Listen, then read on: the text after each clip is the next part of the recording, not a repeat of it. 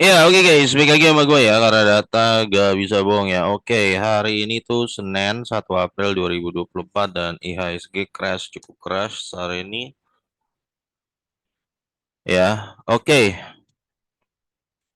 Gue pengen bahas saham laporan keuangan keempatnya WIM, Wismilak Inti Makmur yang hari ini terpantau ARB.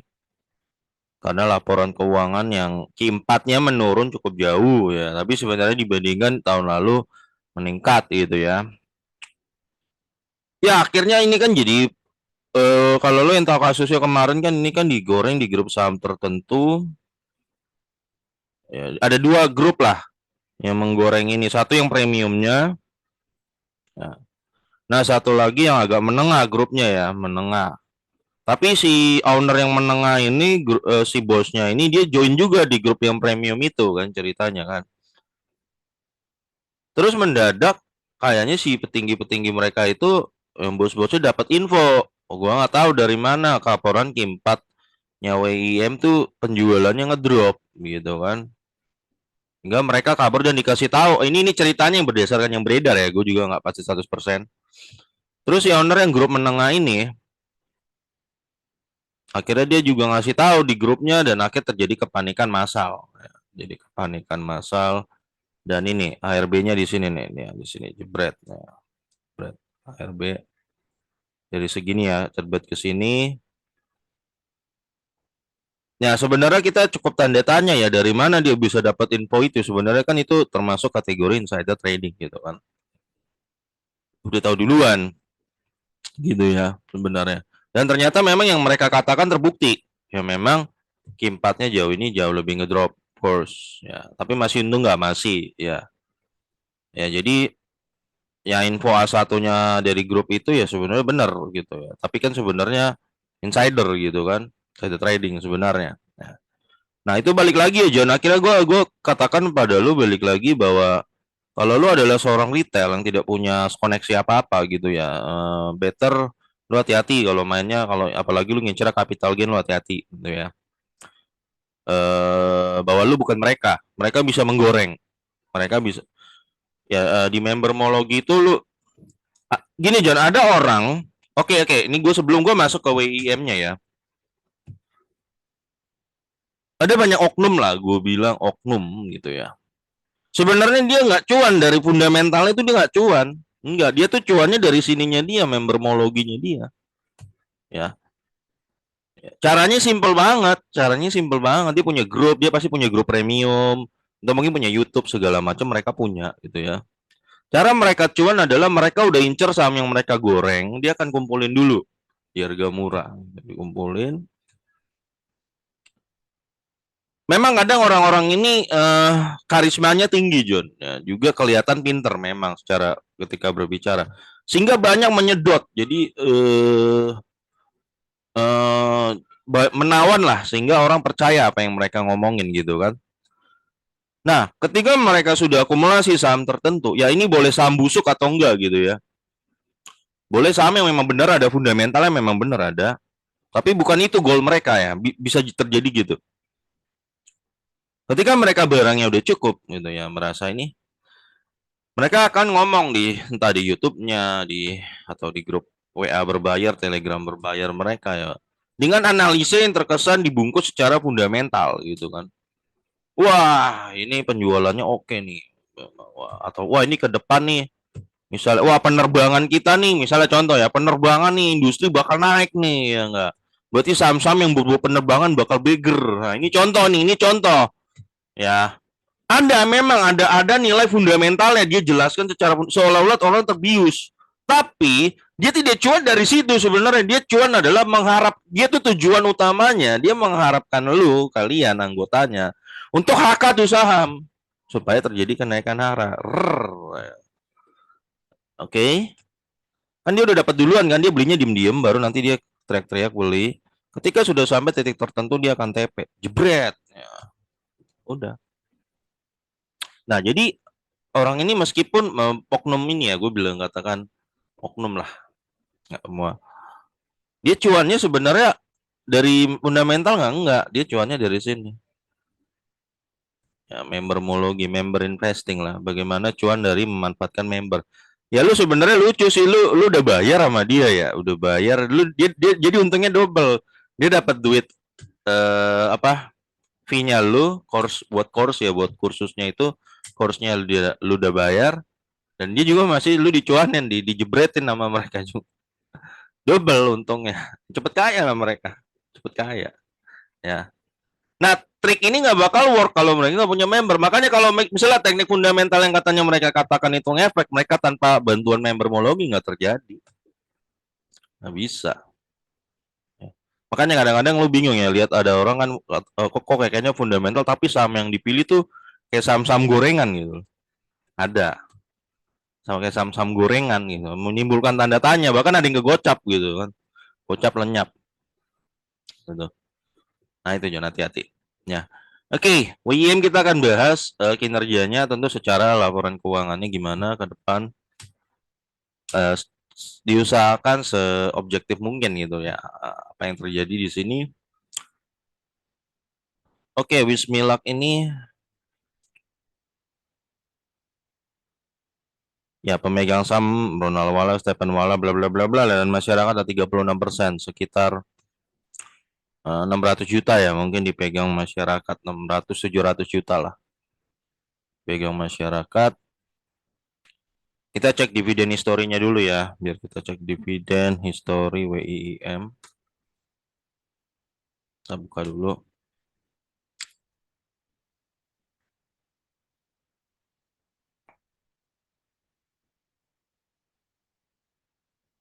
Coba kita lihat.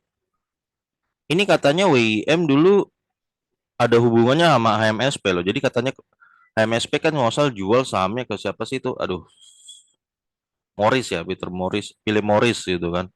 Jadi ini WIM ini katanya masih keluarga yang sama di MSP dulu, yang punya MSP dulu. Katanya, nggak tahu gue info ini bener atau enggak ya.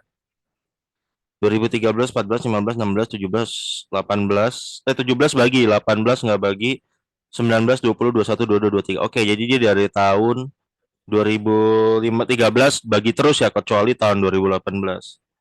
Yieldnya 0,4, 3, 2, 6, 3, 1, 1, 3, 4, 5. Ya, sedang lah yieldnya ya, sedang-sedang. Nah, kemarin yang cukup oke, dia kemarin bagi DPR 60%. Nah, nanti kita lihat tahun ini dia masih bagi 60% nggak, atau balik lagi tuh udah pabrik 25% yang dulu ya. Nah, itu. Nah, itu yang sedikit diwaspadin mungkin di situ kalau dia bagi 25% lagi gitu. Tapi harapan sih dia itu bagi sekitar di 60%. Ya, 60% lagi tahun ini ya, seperti tahun lalu. Semoga guys ya. Oke, lalu oke, kita buka. DER-nya dia ya, John, DER-nya dia ada di angka, sebenarnya DER-nya kecil ya, hanya 39% DER-nya nih. Transaksi ini tembus 45M, banyak yang cut loss. Ya, first. Jumlah pemegang saham ada 8.300 orang, 8.000 orang lah. Ya. Ekuitas 1,1 T, 1,3 T, 1,4, dan sekarang gede ya. Secara ekuitas memang naik gede, 1,8 triliun. Ya, naik 23% tahun ini. Jumlah saham beredar 2 miliaran. Maka book value ada di angka 879. 879. Harga rata-rata sekarang 1.200, itu PBV 1,3 ya, 1,3. Labanya 172 miliar, lalu 176 miliar, 249 miliar, dan sekarang naik. Ya, naik 98%. Sebenarnya itu naik ditimbang tahun lalu ya. Cuman karena lu udah kebanting, karena membermologi menciptakan fear gitu ya. Fear yang cukup tinggi. IPS dia kan sempat di kuartal 3 tembus 90-an ya. Nah, kuartal 4 nih cuman kena 21. Ya, itu cuman kena 21. Ya, nanti lihat aja di kisah Q4 kemarin ya, Desember. Ya, itu mungkin yang bikin ARB hari ini. Ya, ARB hari ini. Oke. Lihat aja lah, jangan. Oke, John, gimana ngatasin kalau misalnya ada satu saham lu bener nyangkut gitu ya. Cek dulu, bagi dividen nggak? Oke, kalau udah bagi dividen oke. Memang nyangkutnya konon cukup dalam. Nah, kalau emang lu nggak mau cut loss ya, John, Mas sayang. Kalau gue gue akan fokus ke saham lain yang gue tahu pasti naik. Misalnya gue akan banyak ketika dapat dividen ataupun lagi dapat gaji, gue akan cicil misal di perbankan yang naik. Nah nanti lama-lama perbankan yang naik itu tuh akan nutup, sangat nutup, sehingga lo nggak kepikiran lagi. Nah suatu hari saham yang lagi jatuh ini dia akan naik. Oh, dan juga bagi dividen pelan-pelan akan nutup. Kalau gue kayak gitu, ya. Kalau lu dikit-dikit karena emosi lu cut loss, gue ada juga satu dua yang nggak perform, ada, ya. Tapi kalau WIM sih gue masih 100% lebih kalau nggak salah nih. Soalnya gue average gue 600, ya, average gue 600. Belum nggak gue TP tuh yang waktu 3.000. Ya gue juga kaget itu cerita dari mana ini. Gue baru waktu kejadian Desember itu gue baru tahu ada cerita kayak begitu. Oh ternyata ini digoreng di grup, ada 2 grup member lah. Termasuk ditambah lagi satu lagi, sebenarnya ada 3 grup yang menggoreng ini sebenarnya. Ada 3. Ya. Ya gue pribadi ada juga satu dua yang nggak perform, dan caranya kayak gitu gue. Ya lu fokus di saham yang naik, yang berpotensi naik. Nanti suatu hari akan nutup. Bahkan lewat ya. Dan lewat. Itu Jos. Ya ketimbang lu ya tapi itu juga gue harus katakan kondisi lu dan gue juga beda posisinya gitu kan. Jadi gue nggak tahu pasti kondisi lo masing-masing bagaimana, tapi kalau cara gue begitu ya. Oke. Investasi dinikmatin aja Jun ya, kalau menurut gue enjoy aja, nikmatin aja prosesnya, itu dinikmatin, jangan buru-buru. Lu makin banyak ngebut-ngebut, buru-buru gitu, jatuh kali jatuh kayak gini gitu loh. Kali jatuhnya itu kencang karena lu tidak menikmati prosesnya itu, ya prosesnya itu lu tidak nikmatin. Oke, ROE 26% sebenarnya sih bagus banget ya. EPS 235 nih ya, sebenarnya gede ya. Lebih gede daripada tahun lalu 118 ya.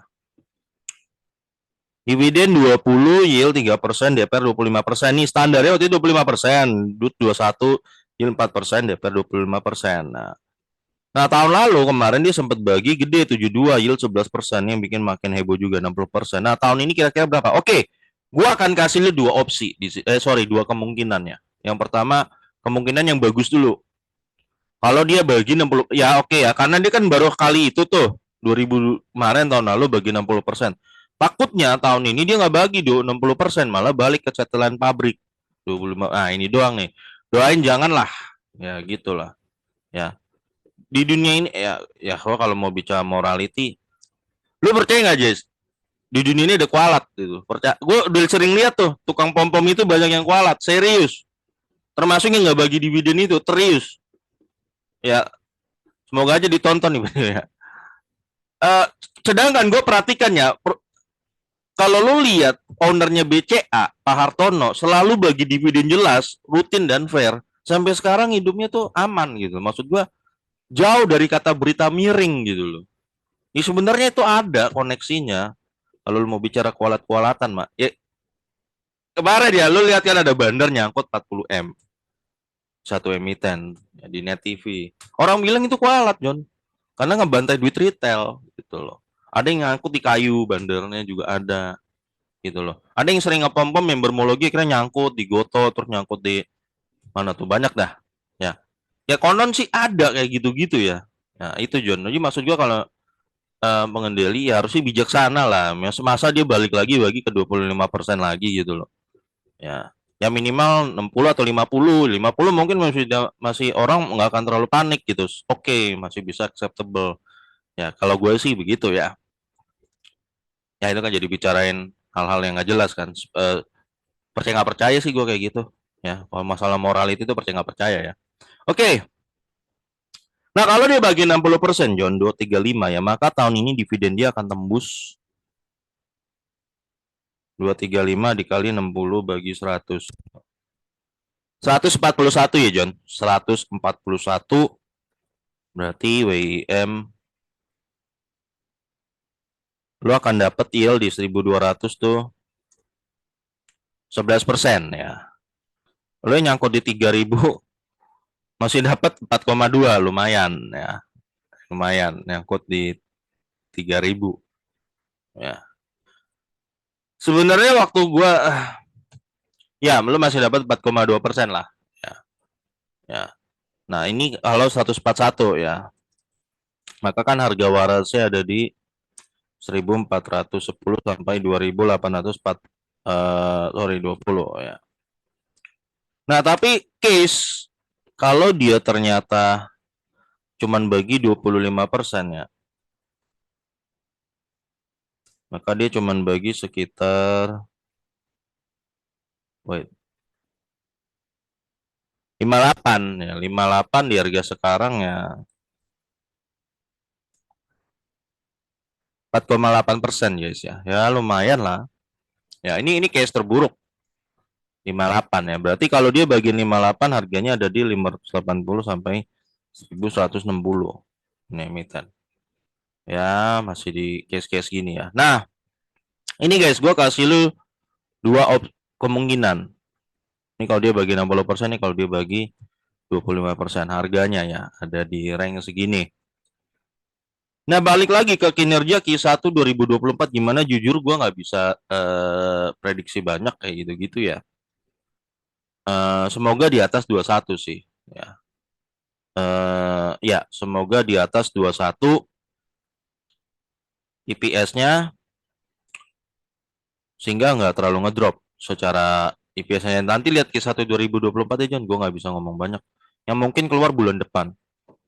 Ya, mungkin keluar itu 2 depan. Ya. Oke guys, gue rasa Wismilak untuk sampai sini ya. Sampai ketemu lagi di video gue berikutnya karena data nggak bisa bohong ya.